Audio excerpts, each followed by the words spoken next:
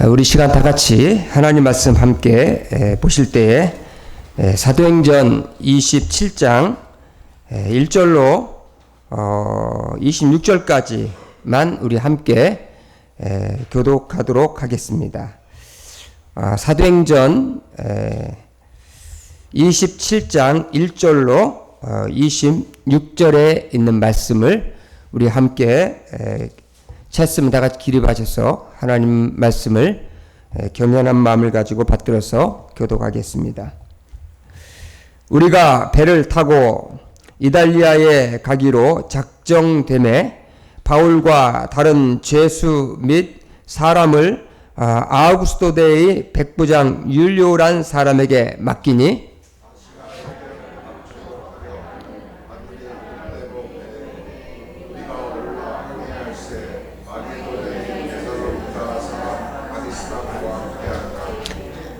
이튿날 시돈에 대니 율리오가 바울을 친절히 대하여 친구들에게 가서 대접받기를 허락하더니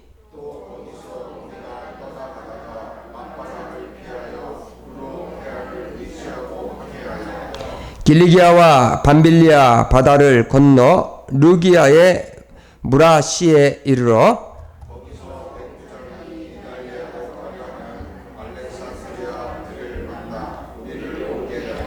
배가 더디 가 여러 날 만에 간신히 니도의 맞은편에 이르러 풍세가 더 허락하지 아니하므로 살몬의 앞을 지나 그레데 해안을 바람막이로 항해하여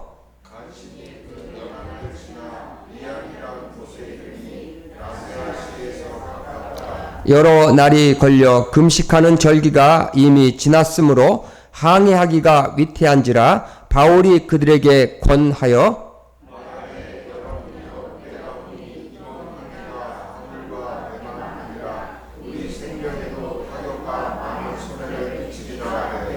백부장이 선장과 선주의 말을 바울의 말보다 더 믿더라.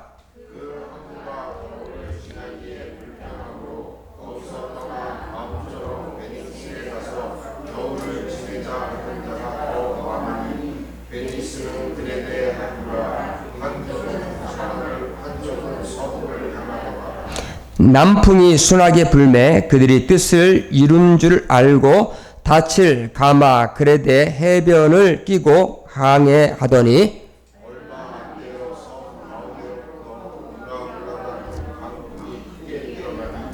배가 밀려 바람을 맞추어 갈 수 없어 가는 대로 두고 쫓겨 가다가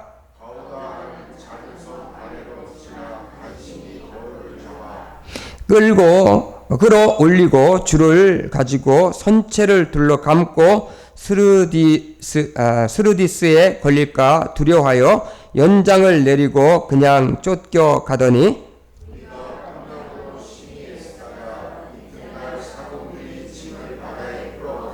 사흘째 되는 날에 배의 기구를 그들의 손으로 내버리니라.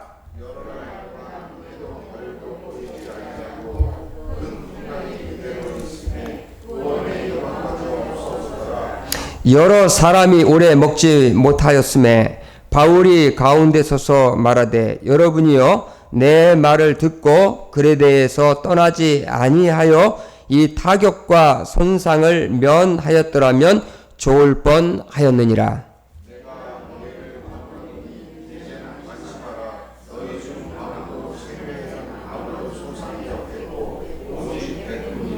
내가 속한 바 곧 내가 섬기는 하나님의 사자가 어젯밤에 내 곁에 서서 말하되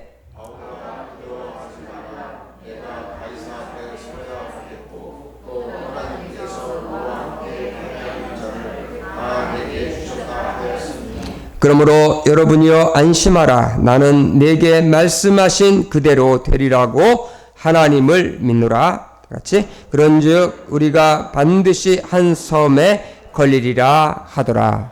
살아계신 하나님 감사합니다. 오늘도 복된 주의를 허락해 주시고 하나님께서 우리에게 말씀하시고자 하시는 말씀을 오늘 저희들에게 주심을 감사합니다.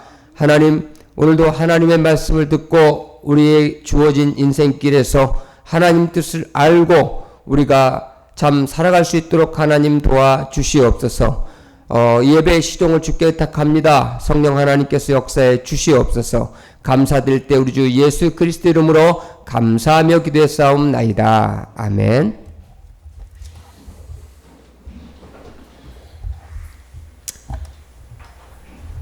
예, 오늘날 시대를 위기의 시대로 보는 사람들이 많습니다.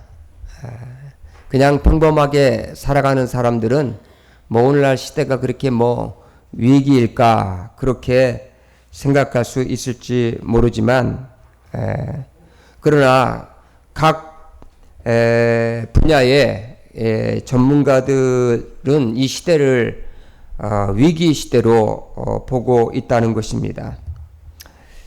많은 전문가들이 말하는 가운데 위기는 환경의 위기가 우리에게 다가오고 있다. 그렇게 얘기를 합니다. 사실 환경 파괴로 인해서 코로나와 같은 이런 전염병이 창궐하고 있고 또 아프리카 같은 데는 메뚜기 떼가 참 기성을 부리고 있는 것을 보게 되고 이상 기온 현상도 많이 나타나는 것을 보게 됩니다. 또한 이런 기술 문명의 발달로 인해서 인간들은 굉장한 위기의식을 사실 느끼고 있어요. AI가 등장하고 또 그러면서 일자리에 대해서도 상당히 많은 사람들이 참 위기의식을 가지고 살게 됩니다.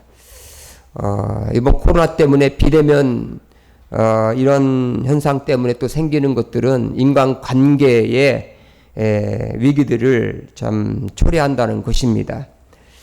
그래서 점점 다가오는 이런 위기, 이런 위기 속에서 살면서 사람들의 인성과 또 영성은 점점 땅으로 떨어져 가고 있는 것을 보게 돼요. 특별히 요즘 근래에 들어와서 참 뉴스를 보면 가정의 그 위기가 심각하다고 하지 않을 수가 없다는 것입니다.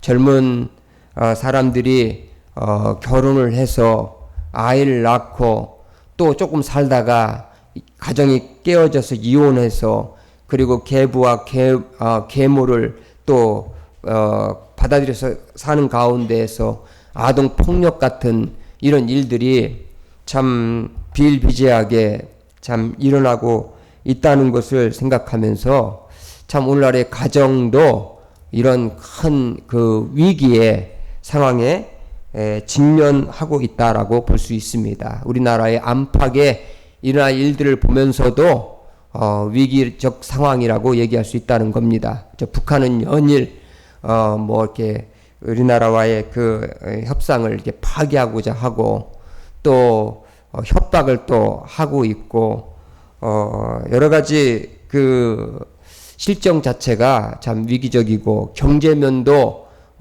위기적인 상황에 도래하고 있다는 것을 우리가 점점 피부적으로 느끼고 있다는 것입니다.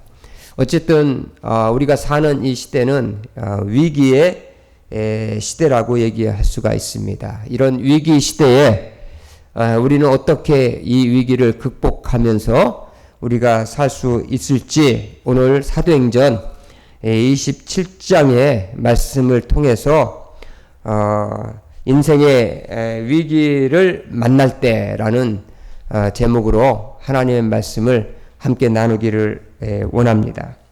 먼저 사도행전 20장에서 인생의 위기는 잘못된 믿음이 인생의 위기를 자처한다 라고 말씀하고 있는 것을 보게 됩니다.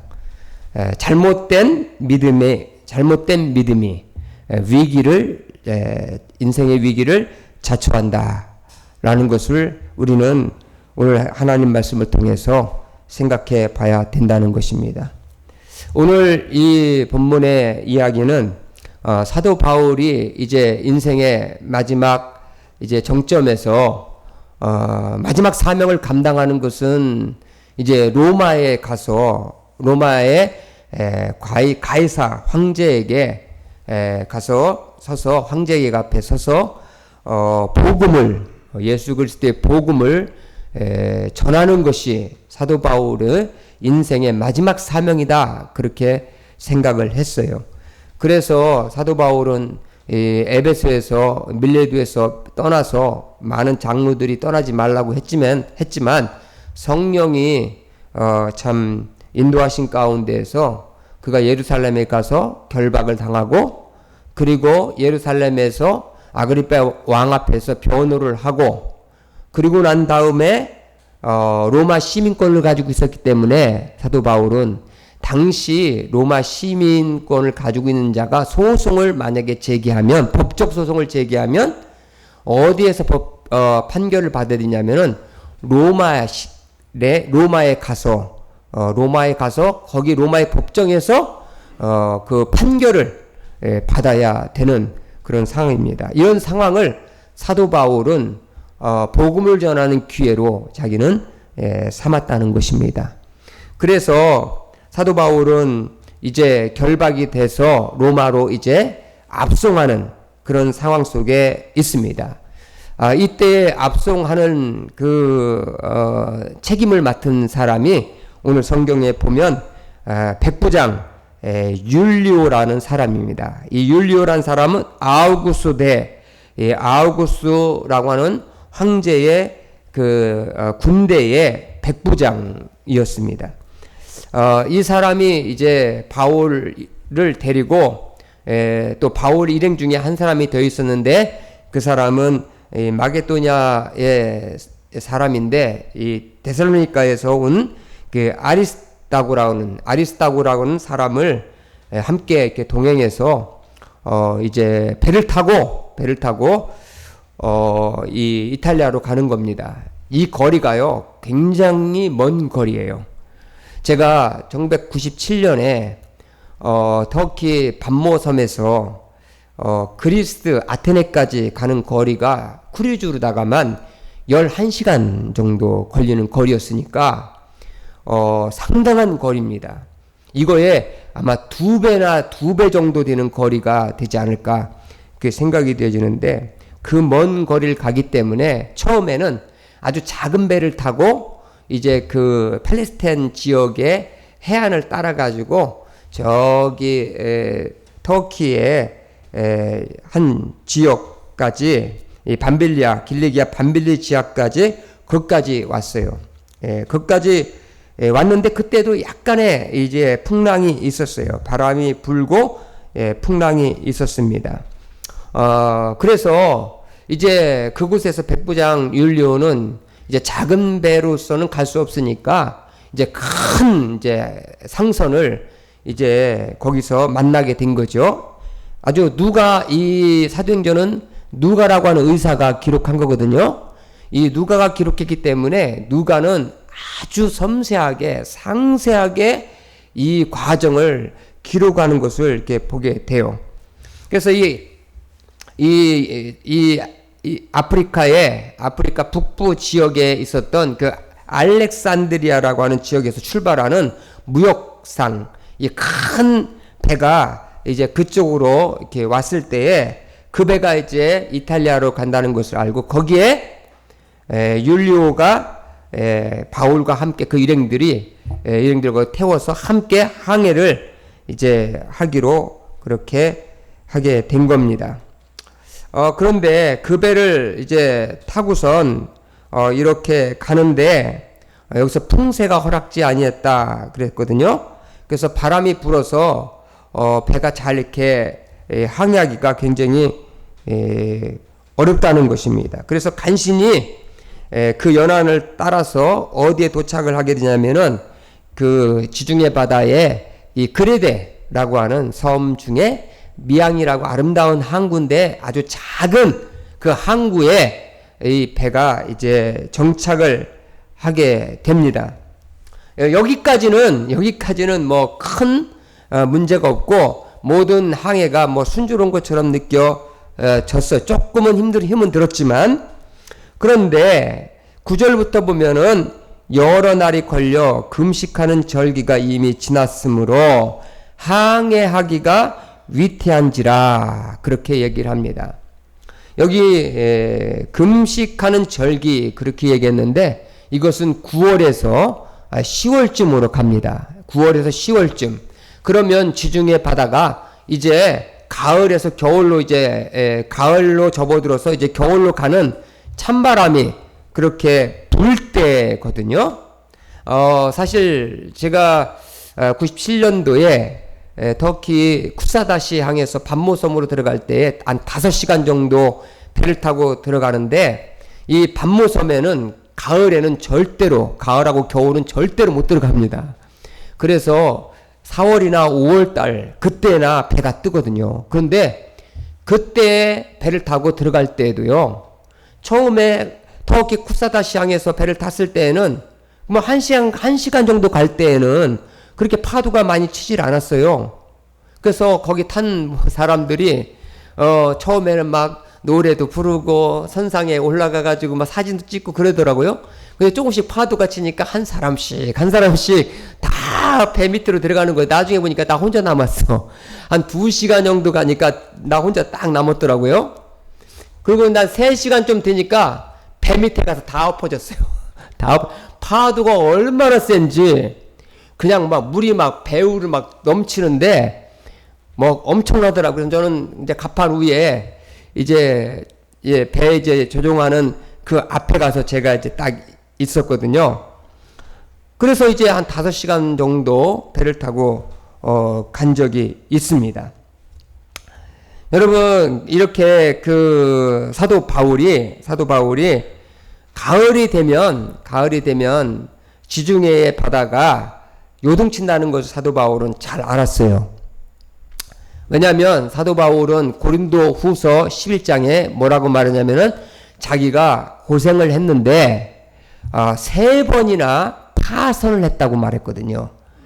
사도 바울이 지중해를 따라가지고 선교여행을 이 그리스까지 다녔던 사람이기 때문에 웬만하면은 사도 바울은 다른 배를 운영하는 선장보다도 훨씬 더 이 지중해에 대해서 잘 알았다고 얘기할 수가 있습니다. 그래서 3번이나 파선을 당했기 때문에 사도 바울은 거기에 있는 율료와 선장들에게 얘기를 했습니다. 뭐라고 얘기했냐면 그들에게 권하여 10절 말하되 여러분이여 내가 보니 이번 항해가 화물과 배만 아니라 우리의 생명도 타격과 많은 손해를 끼치리라 하되 그렇게 얘기를 했어요. 이렇게 항해를 하다가는 화물뿐만 아니라 사람들까지도 우리의 생명까지도 타격을 입게 되고 많은 손해를 보게 될 것이다. 그러니까 더 이상 항해하지 말고 여기서 겨울을 나고 가든지 그렇게 하자, 그렇게 얘기를 했습니다. 그랬더니 11절에 백부장이 선장과 선주의 말을 바울의 말보다 더 믿었더라, 그렇게 얘기했습니다. 여러분, 여기서부터 이들은 이제 어려운 항해길을, 풍랑길을 이제 맞이하게 되는 것입니다. 풍랑길을 맞이하게 되는 거예요. 여기 백부장이 누구의 말을 더 들었냐면 바울의 말보다 선장과 그리고 선주의 말을 더 들었다, 그렇게 더 믿었다, 그렇게 얘기를 했습니다. 왜냐하면 바울은 전문가가 아니잖아요. 그렇지 않습니까? 사람들이 인간적으로 이성적으로 생각할 때는 뭐라고 생각할 수 있어요? 조금이라도 전문가의 말을 더 들어야 된다고 생각을 하잖아요. 그죠? 뭐 그냥 사도 바울과 같이 그냥 조금 경험 있는 사람, 그런 사람들의 말은 전문가가 아니기 때문에 그 사람들은 그 사람의 말을 믿는 것은 더 이성적으로 맞지 않다, 그렇게 생각을 했다는 겁니다. 그렇게 생각을 했다는 거예요. 그래서 선장과 선주의 말을 바울의 말보다 더 믿었다. 그래서 이제 무리하게 항해를 이제 시도하게 되었다는 겁니다. 또 한 가지 이런 그 무리한 그런 그 항해를 선택한 데에는 또 하나의 이유가 있어요. 12절에 보면 그 항구가 겨울을 지내기에 불편함으로 그랬습니다. 그러니까 자기 자신들이 거기서 머물기에 겨울을 지내기에 불편했기 때문에 빨리 거기서 떠나서 조금 더 큰 항구에 가서 거기서 겨울을 과동하면서 지내자. 여러분 옛날에 뱃사람들은 항구를 중요하게 여기잖아요. 항해하는 사람들은. 왜? 거기 가면은 선술집도 있고 거긴 또 여자들도 있고 거기는 또 이렇게 즐길 수 있는 그런 곳이 항구에는 많았는데 이 미양이라고는 작은 곳에는 그게 없었단 말이에요. 그 조금 더 가면은 그래도 끝에 좀 가면은 거기에 아주 과동하기 좋은 그러한 항구가 거기 있었다는 거죠. 그것 때문에 이들은 항해를 바울의 말 믿지 않고 무리하게 항해를 시도하게 되었다는 것입니다.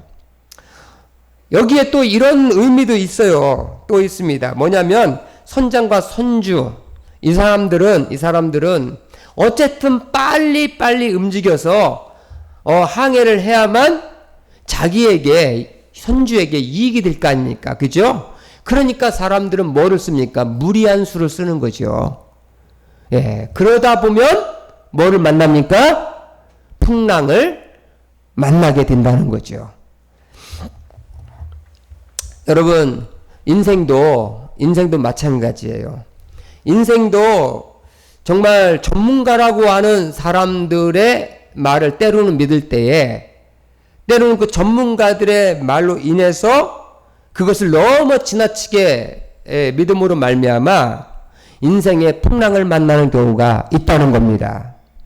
사람들은 저 사람은 많이 배운 사람이고 저 사람은 훌륭한 사람이니까 저 사람 믿고 한번 투자해보자 이렇게 생각할 수 있잖아요. 그랬다가 쫄딱 망하는 사람들도 많다는 겁니다. 그렇잖아요. 그것도 많다는 거예요. 왜냐하면은요, 인생이라는 것은 예측 불가한 일들이 너무나도 많이 일어나거든요. 그래서 사람들이 참 의사들을 많이 믿어. 우리 장모님도 의사를 많이 믿고, 우리 자육자매 어머님은 의사가 아니면 의사는 아주 그냥 자기 목숨같이 생각하시고 그분의 말만 하면은 아주 그냥 마음이 불안했다가도 불안이 쫙 가라앉는 그러한 마음을 가지고 있는데, 근데 의사들도 정직한 의사들은요 그렇게 얘기합니다. 우리가 아무리 한다 할지라도 인간이라는 것을 인정을 한다는 거죠. 네, 인정한다는 겁니다. 우리 설사를 보면은 그걸 알 수 있잖아요. 뇌출을 쓰러져 가지고 30일인가 한 달인가 동안 병원에 있을 때에 의사들도 손 놓았다고 그랬어요. 불가능하다고 그랬습니다. 불가능하다고. 우리가 가서 봤을 때에도 이제 끝났구나. 그렇게 생각했습니다. 백병원에 가서 봤을 때. 그런데 이렇게 한 달 만에 의식이 돌아오고 깨어났잖아요. 깨어나가지고 이렇게 돌아다니는 걸 보면서 의사가 뭐라고 말했냐면 이것은 기적이다. 이것은 연구 대상이다. 그렇게 생각을 얘기를 했다는 겁니다. 그것처럼 아무리 사람의 경험이 많고 또 전문가라 할지라도 그 사람만 전적으로 믿고 사람을 전적으로 신뢰하고 내 인생을 맡기게 되면 인생의 풍랑을 만날 수가 있다. 인생의 위기를 초래할 수가 있다. 아멘. 그것을 여러분 꼭 기억하시길 바랍니다. 특별히 투자하는 사람들, 특별히 내 인생의 어떤 미래에 어떤 중요한 일을 결정해야 될 상황에 있는 사람들, 이런 사람들은 인간의 말들을 믿고 사람들의 말들을 너무 신뢰함으로 거기에 전적인 믿음을 갖지 말아야 된다는 것입니다. 또 하나는 뭐냐면 조그마한 나의 이익, 조금 더 나의 안위, 다시 말하면 조금 더 멀리 조금 더 가가지고 거기 가면은 좀 더 큰 항구가 있으니까 거기에 가서 조금 쉬자, 그런 마음으로 즐기자, 그런 마음으로 무리하게 뭔가를 내가 행하게 된다면 그때의 인생의 위기를, 인생의 풍랑을 맞이할 수가 있다는 것입니다. 사람들의 욕심이라는 게 그렇잖아요. 사람들의 욕심이라는 게 뭐라고 말합니까? 어떤 대기업의 회장한테 얘기를 했대잖아요. 어떤 목사님이 이렇게 수조 원을 갖고 계신데, 수조 원의 돈을 갖고 계신데 이제 만족하지 않으십니까, 회장님? 그랬더니 그 회장님 뭐라고 말했냐면 조금만 더 그랬대잖아요. 조금만 더. 사실 조금만 더에다가 인생은 풍랑을 만나는 거죠. 조금만 더에다가 무리한 투자를 해서 아주 폭삭 망하게 되는 게 인생이라는 겁니다. 그게 인생이라는 거예요. 욕심이 자기의 욕망이, 자기의 이기심이 그러한 그 인생의 위기를 초래하고 인생의 풍랑을 만나게 된다는 거예요. 이 강도 같은 사람들이나 이 도둑놈들도 딱 한 번 하고 끝나면은 그것 가지고 그냥 살 수 있을 텐데 한 번에서 끝납니까? 한 번에 끝나지 않지요. 조금 더 욕심을 부리다가 걸려드는 거죠. 그러다가 이제 발목을 잡히는 거죠. 대부분의 사람들 보면은요, 뭐 이렇게 뭐 동영상 무슨 뭐 촬영하는 거 있잖아요. 어디다가 무슨 몰래카메라, 이런 사람들이 한 번 정도 해가지고는 안 걸린다고요. 이걸 계속해다가 그래서 걸리는 거죠. 인생의 풍랑도 이와 같습니다. 그래서 우리는 욕심을 내질 말아야 되고 무리한 마음을 거기에 두지를 말아야 된다. 이걸 두면은 인생의 풍랑, 위기를 자초하게 된다. 그렇게 오늘 성경은 말하고 있는 것입니다. 그래서 여기 13절에 보면 참 재밌어요. 내가 결정하고 내가 판단하고 그렇게 가려고 하게 되면 참 모든 것들이 처음에는 다 잘 되는 것처럼 보인다는 거야. 다. 여기 보니까 13절 남풍이 순하게 불매. 아니 딱 율리오가 결정하고 선장과 선주들이 결정하고 우리 이제 항해하십시다. 사도 바울 말 듣지 말고 우리가 항해합시다. 딱 그랬는데 분위기가, 상황이, 환경이 처음에 좋은 거야. 제가 아시는 분도 처음에는 이런 투자를 했다가 투자를 했는데 대박을 터뜨렸어. 한번 대박을 터뜨려가지고 이제 잘 되는가 보다 하고 더 많은 것을 끌어들여가지고 투자자를 모아가지고 거기다 투자를 했거든요. 그래가지고 그런데 여기서 이제 탈이 난 거예요. 여기 탈이 나가지고 완전 쫄딱한 거예요. 쫄딱한 겁니다. 남풍이 순하게 불매 그들이 뜻을 이룬 줄 알고 그랬어요. 뜻을. 자기들의 믿음과 자기들이 결정한 것이 옳은 것인 줄을 그렇게 생각을 했다는 겁니다. 그래서 그렇게 생각을 하고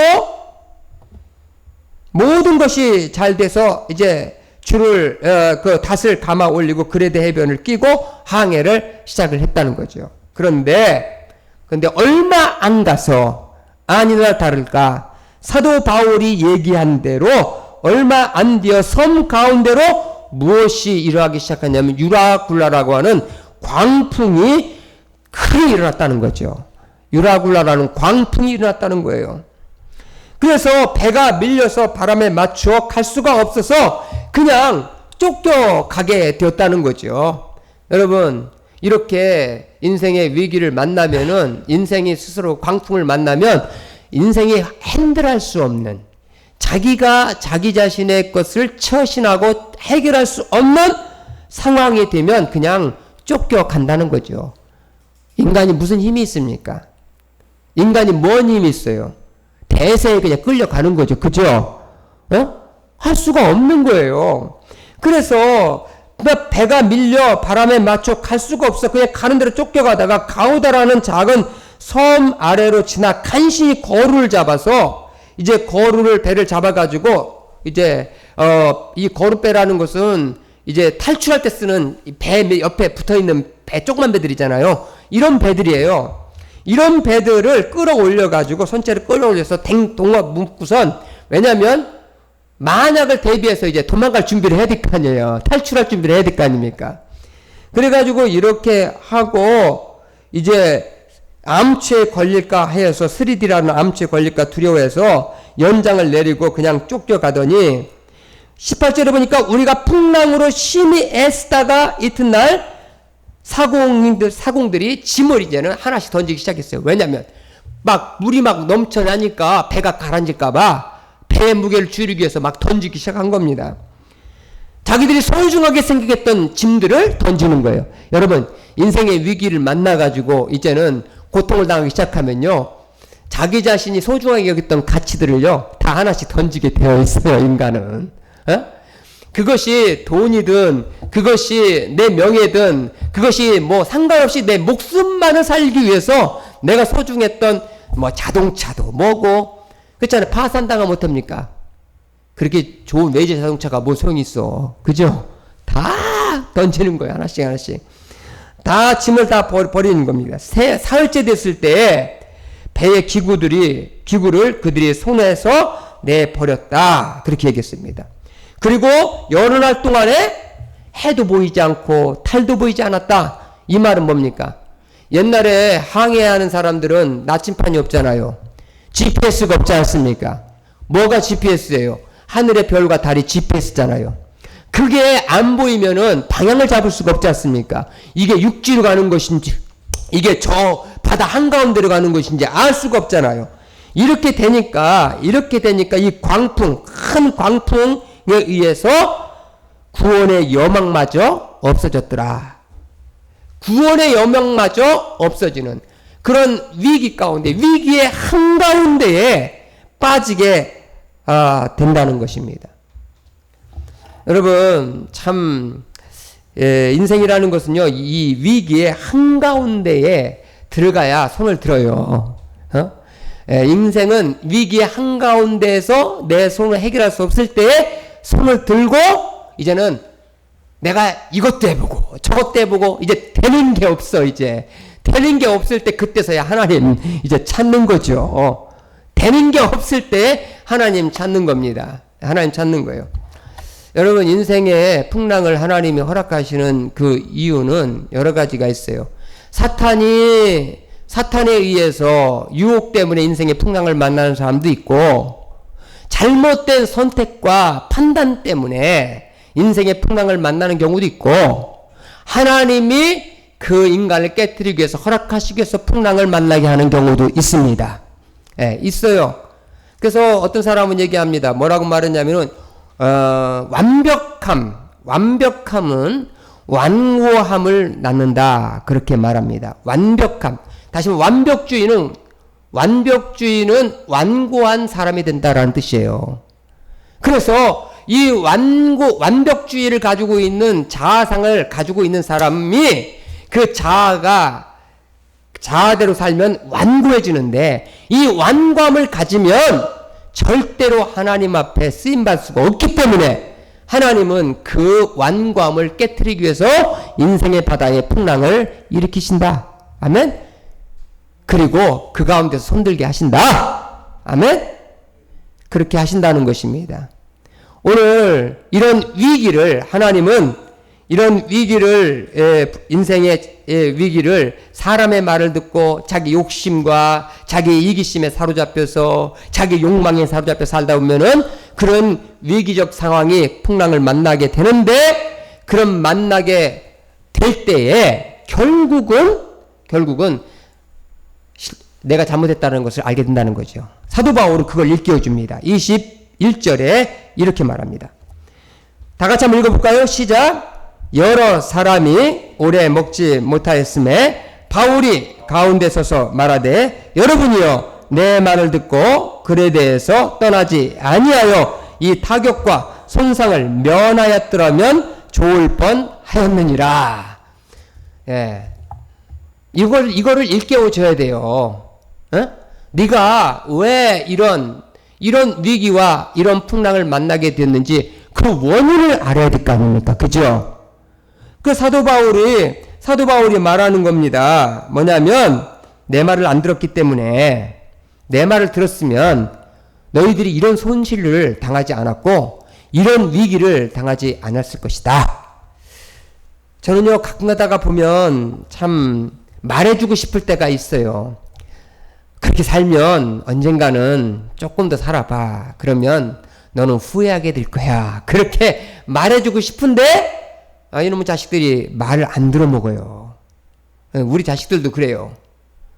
보면은 너희들이 그렇게 살고 하나님 말씀을 떠나서 사람을 따라서 네 욕심에 따라서 내 욕망에 따라서 살면 너희들은 언젠가 얼마 후에는 반드시 후회하는 날이 오게 될 것이다.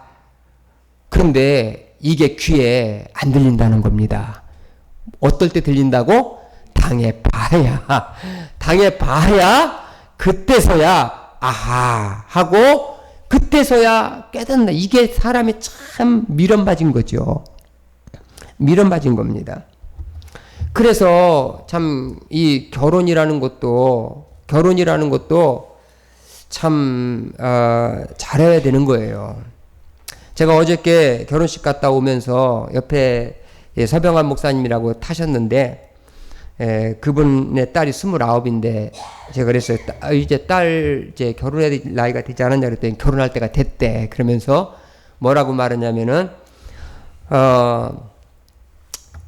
사귀는 사람이 있었다는 거죠. 사귀는 사람이 있었는데 아주 컴퓨터 업계에서 그래도 돈도 잘 벌고 연봉이 뭐 1억 정도가 되는 그런 청년이었대요.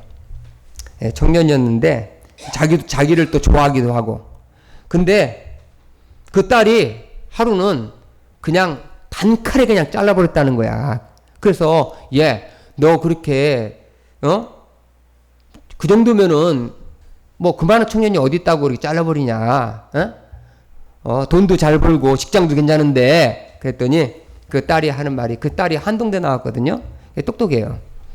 그 딸이, 아빠, 내가 이런 선택을 해서 내가 잘못된 선택을 내가 불행해지는 것을 원하냐고. 그 소리를 듣고 두 번 다시 접근하지 못하게 단칼에 잘라버렸는데, 내 딸이지만 무섭다라고 그렇게 말씀을 했습니다. 다시 말하면 인생의 위기를 자처하지 않겠다는 그런 의미라고 생각이 되어집니다.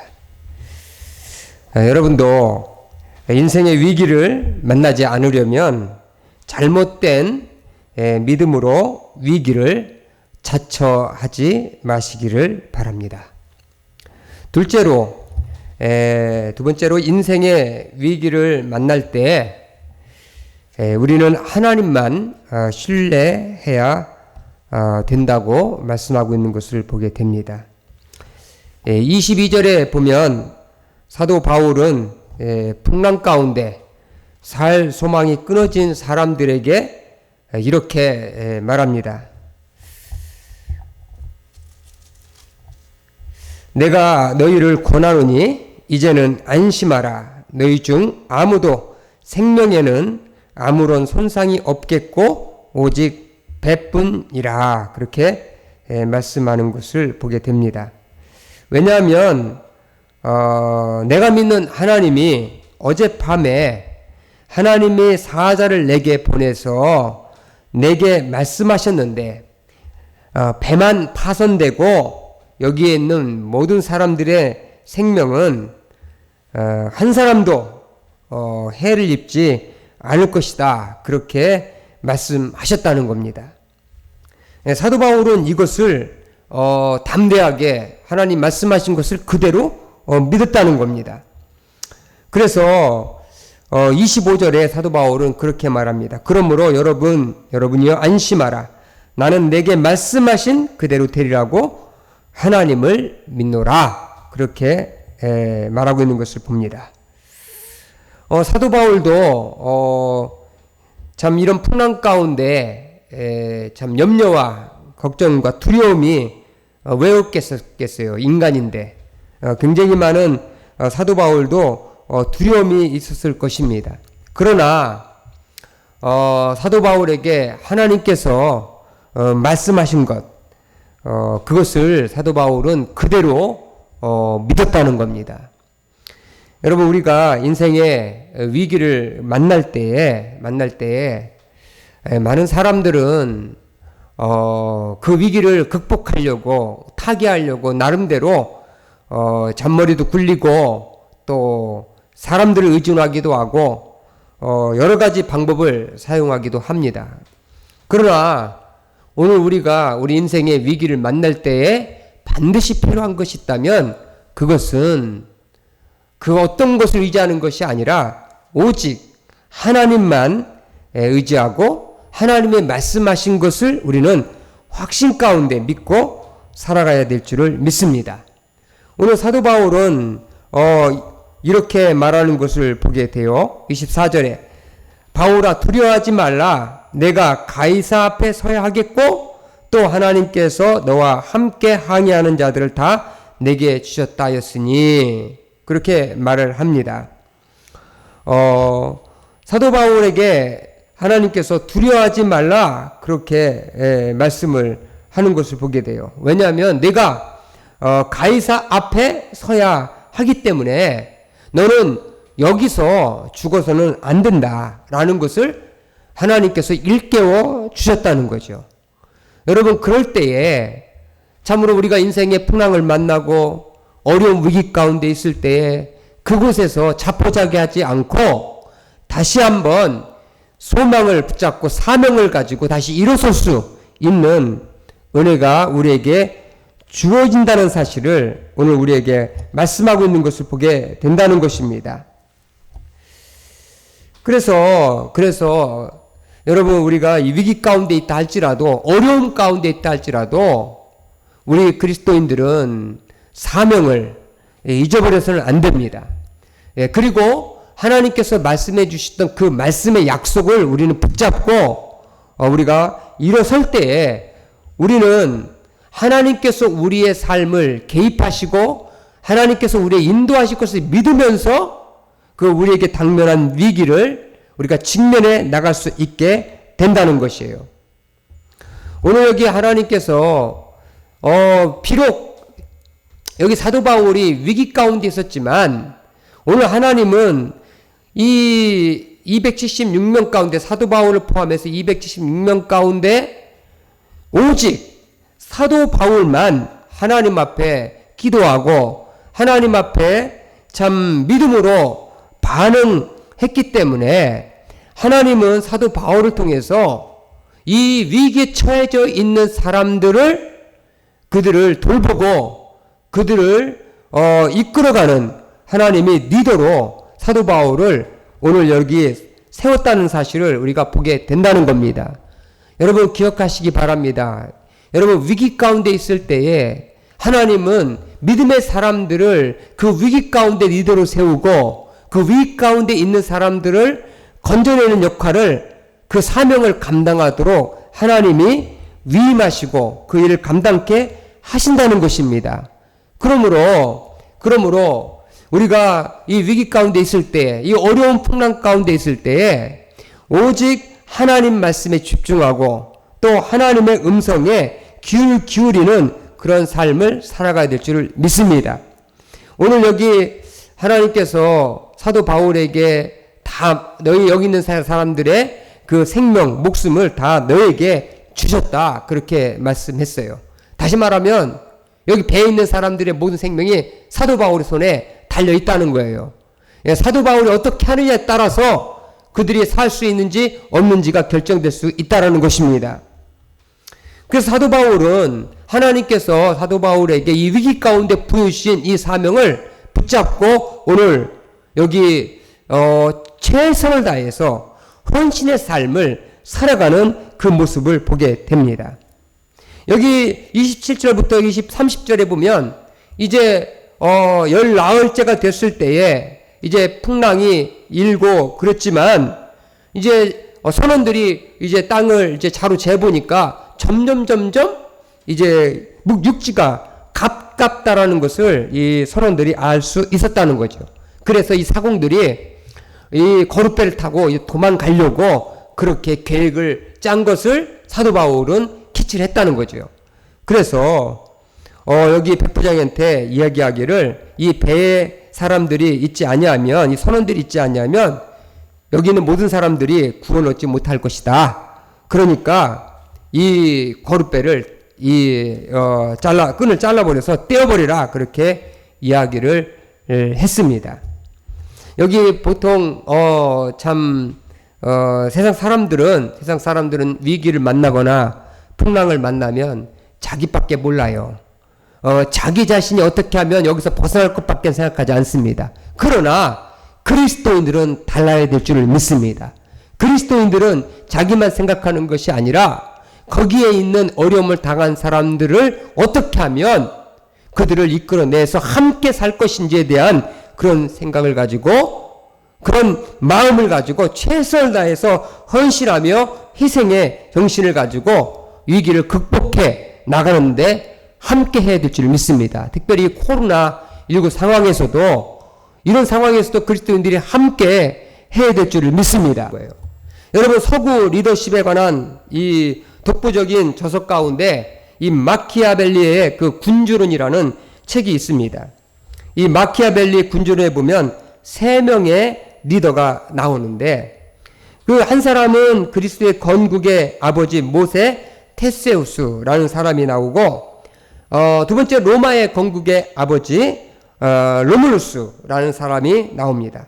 그리고 세 번째 등장하는데 그 사람이 성경 에스라에 나오는 이 키루스, 이 페르시아의 고레스 대왕이 나오는 것을 보게 돼요. 이 고레스 대왕은 이 페르시아의 건국의 아버지라고 그렇게 불리우는 그런 사람입니다. 이 카르타고의 이 명장이었던 하니발이 이 군대를 이끌고 로마로 진격해 왔을 때에 그 위험 가운데 로마를 구원한 사람이 바로 이 스키프라는 사람인데, 이 사람은 이 고레스, 이 키루스를 자신의 그 리더십의 그 모델로 그렇게 생각을 했습니다. 이 크세노폰의 이 키루스 교육이라는 책에서 이 키루스, 이 고레스와 그의 아버지, 이 캄비세스, 고레스 아버지는 이 캄비세스인데, 이 캄비세스와의 대화를 기록해 놓은 이야기가 있습니다. 거기에 보면 이 고레스 대왕이 아버지 캄비세스에게 이렇게 말합니다. 아버지께서는 저에게 이렇게 가르쳐 주셨지요. 친구에게 사랑받기를 원한다면 그들에게 은혜를 베풀어야 한다는 말이죠. 그의 아버지가 고레스에게 아들아 그렇다라고 얘기하면서 이렇게 말했습니다. 그러나 내가 원한다고 항상 남들에게 은혜를 베풀 수는 없다. 대신 너는 그들에게 좋은 일이 생기면 그들과 함께 기뻐하고 나쁜 일이 생기면 그들과 함께 슬퍼해라. 그들이 고통을 받고 있으면 함께 그들을 고통에서 도우려고 노력하고 나쁜 일이 생기면 그들과 함께 슬퍼해야만 된다. 라고 그렇게 이야기를 했습니다. 그리고 그들에게 안 좋은 일이 닥치는지 또 닥치지 않는지 항상 염려하며 실제로 닥치지 않도록 그렇게 노력을 하며 살아야 된다. 그렇게 얘기를 했습니다. 이런 식으로 너는 그들과 함께 동행해야 된다. 그렇게 얘기를 한 이야기가 있습니다. 다시 말하면 리더는 슬퍼하는 자들과 함께 슬퍼하고 기뻐하는 자들과 함께 기뻐해야 된다는 겁니다. 여기 사도 바울은 오늘 이 위기 가운데서 참된 그리스도인의 헌신의 모습을, 그 희생의 모습을 보여주고 있는 것을 보게 돼요. 여기 사도 바울이 33절부터 이렇게 보면 19일째 동안 풍랑 가운데 아무것도 먹지 못하고 정말 거기서 실에 빠져 있는 다 죽어가는 그런 사람들에게 여기 참 정신을 차리고 이 떡을 만들어 가지고 그들에게 이 먹여서 힘을 돋구는 그 일을 하게 되는데, 이 누가는 35절에 이것을 기록하면서 누가복음 7장에 나와 있는 예수 그리스도의 그 오병이어의 기적에 그 떡을 떼서 축사하시는 예수님의 모습을 사도 바울의 모습으로 그렇게 가져다가 이것을 기록하고 있는 것을 우리가 보게 됩니다. 사도 바울, 다시 말하면 사도 바울이 예수 그리스도의 그 긍휼하신 마음, 자기를 따라왔던 사람들의 그 배고픔과 굶주림을 생각하면서 떡을 축사해서 그들에게 먹였던, 그리고 하늘의 그 하나님의 능력을 그들에게 나타내 주었던 것처럼 오늘 여기 실에 빠진 사람들이 떡을 먹으면서 하나님께서 함께 하셔서 너희들을 살려주실 것이라고 하는 그 믿음을 가지라고 그렇게 도전을 하고 있다는 것을 우리가 보게 됩니다. 그러면서 사도 바울의 그 긍휼히 여기는 그 마음, 이 긍휼히 여기는 그 영성을 우리가 여기서 보게 된다는 것입니다. 사도 바울이 이런 희생과 그리고 그들을 책임지고 끝까지 그들을 섬기는 그런 사도 바울의 모습을 보고 누가 여기서 변화를 받느냐면 여기에 그 백부장이 여기 변화를 받는 것을 보게 됩니다. 배가 조금 가다가 육지로 가다가 갑자기 소용들이 오늘 이 소용들이를 만나는 걸 보게 돼요. 배가 이제 깨어지고 이제 여기에 있는 죄수들이 다 이제 뿔뿔이 흩어지고 도망갈 거를 생각해서 군인들이 죄수가 헤엄쳐 도망가면 안 된다. 그래서 백부장 율리오에게 다 죽여버리자 그렇게 이야기를 합니다. 왜냐하면 이 죄수들을 압송하는 그러한 일을 맡은 사람들은 죄수가 달아나게 되면 그 책임을 물어서 그 로마의 법에 따라서 형벌을 가할 수가 있기 때문에 자신들이 대신 희생을 당할 수 없기 때문에 이들을 죽이자라는 거죠. 그런데 오늘 백부장은 바울을 구원하기 위해서 오늘 성경 보니까 그들의 뜻을 막고 그들이 헤엄쳐서 육지로 갈 수 있도록 그렇게 허락을 했다라고 그렇게 얘기하는 것을 보게 돼요.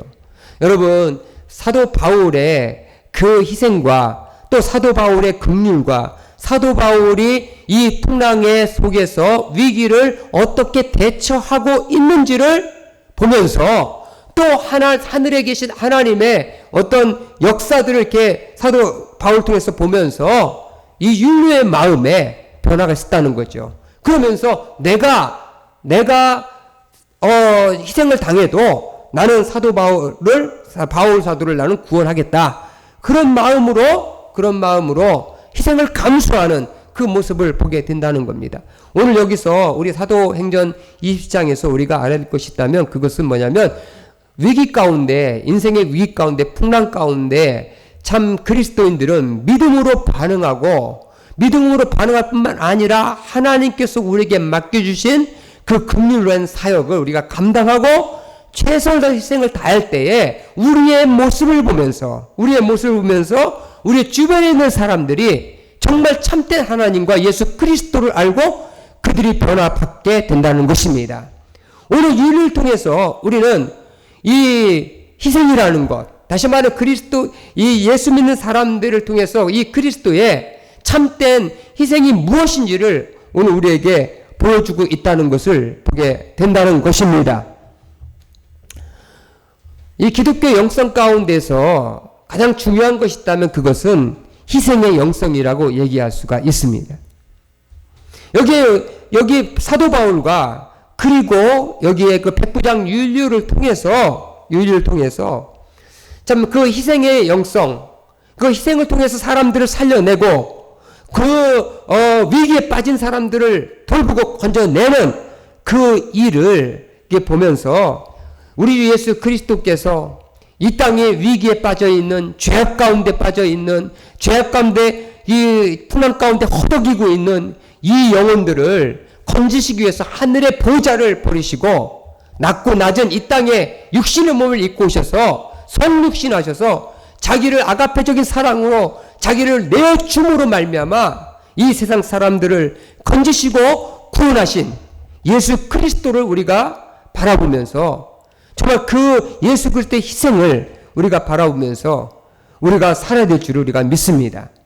오늘 이 위기적인 상황에서 이런 마음을 가지고 행할 때 오늘 여기에 하나님께서 이 배를 인간의 어떤 노력이나 인간의 방법이나 이런 방법으로 이들을 구원한 것이 아니라 하나님께서 정말 이들이 아무것도 할 수 없는 상황 속에서 배를 인도해서 이 육지로 가게 해서 이들 모두가 다 살게 하는 그러한 역사를 하나님 이루듯이 여러분 하나님 앞에 정말 위기를 만날 때에 믿음으로 반응하고 거기서 하나님께서 맡기신 일들을 최선을 다할 때에 우리가 앞으로 당할 여러 가지 인생의 풍랑을 만날 때 위기를 만날 때에 하나님께서 우리의 인생의 길에서 우리를 위기에서 건져내 주시고 또 그곳에서 우리를 이끌어 주시는 하나님의 은혜가 있게 될 줄을 믿습니다.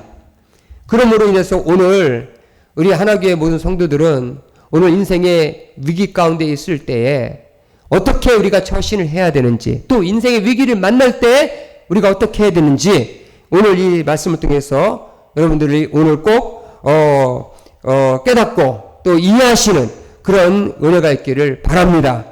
인생의 위기는 잘못된 믿음의 선택에서 또 인간의 욕심과 또 인간의 어떤 욕망에서부터 이 비롯된다는 사실을 여러분도 오늘 아시기 바라고 또 인생의 위기를 만났을 때에는 우리는 세상 것을 바라보지 아니하고 인간의 방법을 사용하지 아니하고 오직 살아계신 하나님만을 바라고 기도하며 하나님 말씀을 붙잡고 하나님께서 우리에게 주신 사명을 감당하며 나아갈 때 하나님께서 우리를 위기 가운데에서 건져내 주시는 은혜가 있게 된 사실을 믿으시기를 주님의 이름으로 축복합니다. 기도하겠습니다.